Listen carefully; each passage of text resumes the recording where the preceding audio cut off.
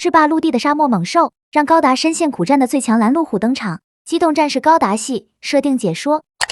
机体型号 TMF A802 P-Mod W 巴尔特菲尔德专用改修型巴库，是扎夫特在地面装备兽型机动战士巴库的基础上，为验证新型地面作战机动战士技术而开发的一款试验机型。该改修型巴库跟已服役的量产型巴库相比，两者在整体造型上并没有什么太大的变化，而发生改变的地方，其中一处是在头部嘴巴位置多了一副很尖锐的獠牙。该獠牙装备是巴库在安装双向输出光束键之前，扎夫特给巴库增加近战能力的改进方案。虽然不像光束键那样具有极强的切割能力，但足够让改修型巴库与敌方展开近战，同时还在前肢脚部位置新安装了跟利爪一样的爪钳。这两件武装均采用了特殊的合金材质打造而成，其锋利程度能够对各型装甲单位构成破坏，这对于潜在目标来说是一个巨大的威胁。然后在机体动力方面，改修型巴库进行了加强，可以看到在改修型巴库的尾部增加了一组推进器，所增加的动力输出较量产型巴库提升了 17%， 并且机体部分部件还使用了碳纤维材质进行减重，以此来进一步提升改修型巴库的机动性能和格斗能力，因而其机动速度也由此上升了 21%。 可以说，经过动力加强后的改修型巴库在对目标发起近战时的性能表现就宛如剑齿虎扑向猎物一般凶猛，其场面看起来就足以令对手感到胆颤心惊。不过这个也相应让改修型巴库的平衡性大幅度下降，由此导致了改修型巴库的驾驶难度大增，即使是水平高超的调整者驾驶员也难以达到操控自如去应对实战的地步。因此改修型巴库的驾驶舱改成了双座副式驾驶舱，增加1名成员来协同操纵改修型巴库进行作战。而其他的攻击手段，改修型巴库则继续沿用了量产型巴库的攻击手段，也就是安装在背部基座的400毫米口径13连装导弹发射装置，另一个就是450毫米口径的双管电磁炮。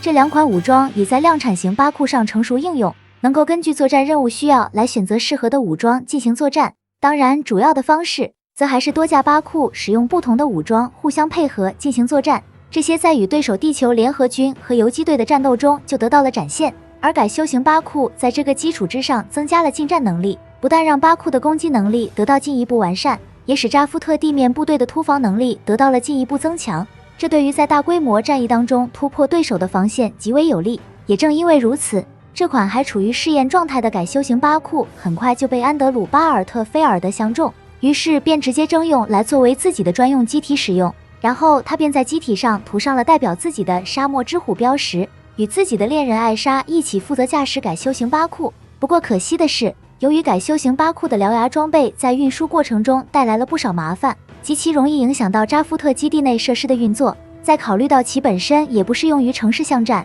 且与游击队的战斗也派不上用场的情况下，沙漠之虎还是选择了将其封存在扎夫特直布罗陀的基地内。原先改修型巴库在北非部署用于实战的计划就此放弃，直到沙漠之虎在与大天使号的战斗中落败，这架改修型巴库才在沙漠之虎副官马丁达克斯塔作为内应的帮助下，被佣兵组织巨蛇之尾的成员开走，以此来帮助回收屋的罗求尔救出沙漠之虎安德鲁·巴尔特菲尔德。而在这之后，这架改修型巴库就交到了回收屋的罗求尔手中，接着罗求尔便对这架改修型巴库进行了改造，在其后背的基座上安装各种机械臂来用于进行各种作业，并且还安装了传输数据用的天线，以便回收屋母舰的虚拟舰长乔治·格伦远距离操纵改修型巴库。这样作为自然人的山吹树里就能在虚拟舰长乔治·格伦的辅助下，驾驶改修型巴库展开工程作业活动。如果发生战斗，改修型巴库仍能发挥原来的近战作用。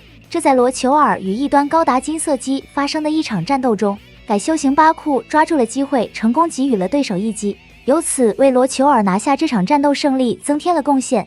尽管改修型巴库没能在扎夫特手中投入到实战，但是测试过程中所产生的数据很快就用于研发下一代兽型机动战士，而这个全新的兽型机动战士便是型号为 TMF A803 的拉古。从外形上看，拉古对于巴库来说整体上的变化并不大，其机动方式同样延续了四足和履带两种机动方式，这两种机动模式随时可根据地形或战斗的需要进行切换。有所不同的地方是机翼上的推进器增加到了4台，包括机体尾部的推进器。拉古的推进器总数一共是5台，这些推进器产生的动力相较于巴库上升了一个台阶，无论是跳跃还是在地面的巡航速度，拉古的机动性能表现都足以令人眼前一亮，尤其是在向对方发起突击时产生的爆发力，就像是老虎捕获猎物一样十分的凶猛，其反应速度相当迅速，只要目标有所迟缓，就逃脱不出拉古发起的突袭。基于这样一个机动性能非常突出的特点，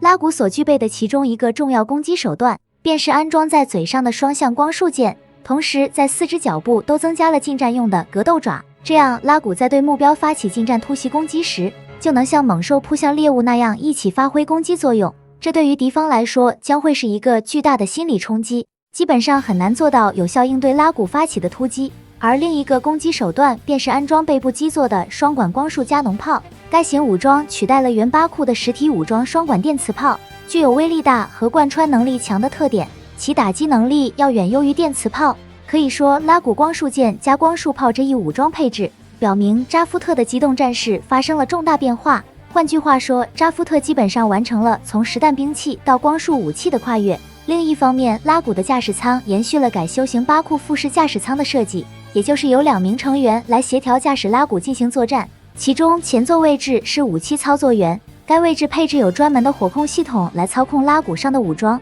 使用方式比较类似坦克装甲车辆的潜望镜，能在观察外部环境时迅速锁定目标，这个时候只要一键按下就能对敌发起攻击。而后座位置便是驾驶员，主要负责驾驶拉古和对敌展开近战攻击，并配合前座武器操作员为其提供最佳射击姿态对敌发起攻击。基本上只要2名成员之间的配合足够熟练，就能让拉古在战斗中发挥出跟高达相同水平的性能表现。而这一点在沙漠之虎安德鲁巴尔特菲尔德与强袭高达的战斗中就得到了体现。与驾驶改修型巴库一样，在这场战斗中也是与他的恋人艾莎一起驾驶拉古战斗，两人无论是驾驶技术还是配合程度都已经达到了非常高的水平。首次实战与基拉大河驾驶的高达交手就表现出了高超的战斗水准，在反复交手的过程中给予了基拉大河巨大压力，只可惜关键时刻被基拉大河抓住。在连续被强袭高达攻击得手以后，沙漠之虎驾驶的拉古就逐渐陷入了劣势，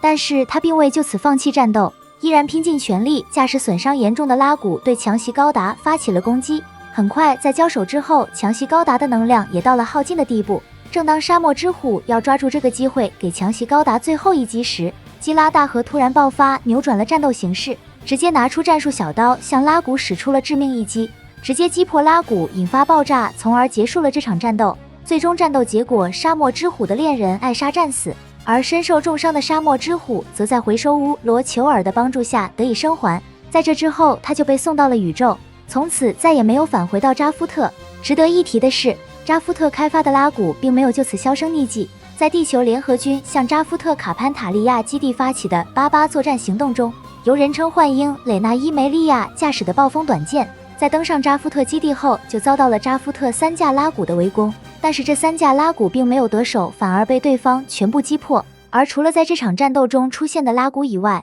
来自北欧国家斯堪的纳维亚王国也有一架拉古，除去涂装颜色有所不同之外，这架蓝白颜色搭配的拉古头部额头位置没有安装增强通讯用的角状天线，包括嘴巴位置的光束剑和背部位置的光束加农炮也没有安装。由此可见，这架没有武装的拉古并不是战斗用的装备，特别是在这个位置还印有军工企业温斯莱特世界集团的标志。这个标志说明了这架拉古跟巴库一样，都是温斯莱特帮助扎夫特进行极寒环境测试用的装备。而关于这架测试用拉古的驾驶员，根据目前已知的信息来看，来自斯堪的纳维亚王国的拉斯温斯莱特就担任了这架测试装备拉古的测试驾驶员。他还与佣兵组织巨蛇之尾的风花亚哲一起驾驶了这架测试用的拉古。虽然这架测试用的拉古同样驾驶门槛很高，但对于自身是调整者的拉斯温斯莱特而言，在与风花亚哲一起驾驶时仍显得十分轻松，甚至两人后来还一起协同驾驶拉古参加了战斗。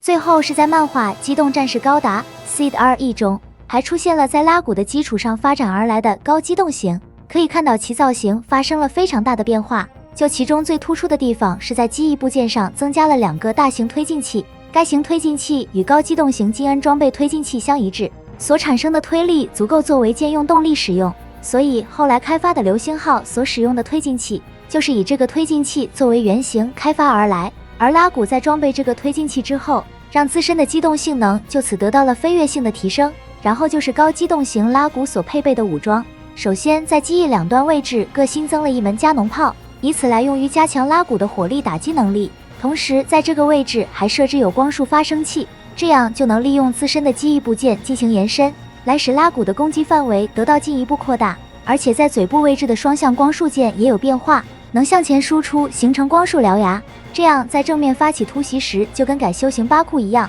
以咬合的方式对目标造成伤害。剩下的在机体的尾部还新增了一个类似飞燕爪牙的尾钩，该型武装会通过火箭发射的方式直接射向目标，既可以用来捕获目标限制对方的行动，也可以在捕获之后释放强大电流，以此来诱发对方机体内部的设备发生爆炸，从而造成破坏。这在漫画表现出来的故事情节当中，基拉大河驾驶的完美强袭高达左手臂上的火箭矛复合冰装，就是在高机动型拉古通过尾钩捕获后被瞬间释放的电流造成了破坏。由此可以看出，在漫画中的这场战斗，两边的战斗能力较于原来的故事情节都丰富了不少。虽然整个战斗场面发生了巨大改变，但结局依旧，高机动型拉古最终还是落败。